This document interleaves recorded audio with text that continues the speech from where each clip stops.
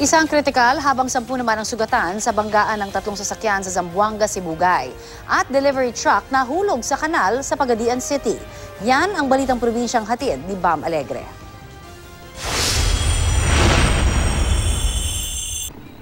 Nadisgrasya ang isang delivery truck matapos mawala ng preno sa Pagadian City. Kwento ng driver ng truck, magdi-deliver sila ng mga kargang sabon nang mapadaan sa pababang bahagi ng daan.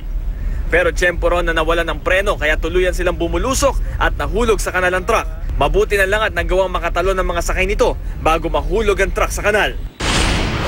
Sa Zamboanga, Sibugay, isang kritikal matapos ang karambola ng isang 6-wheel truck, sasakyan at bus. Base sa investigasyon ng pulisya, nawala ng kontrol ang truck sa gitna ng biyahe nito kaya bumangga sa kasalubong na bus at isa pang sasakyan.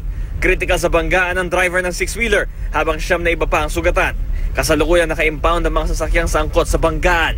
Dinala na sa pagamutan ng mga sugatan. Bam Alegre, GMA News.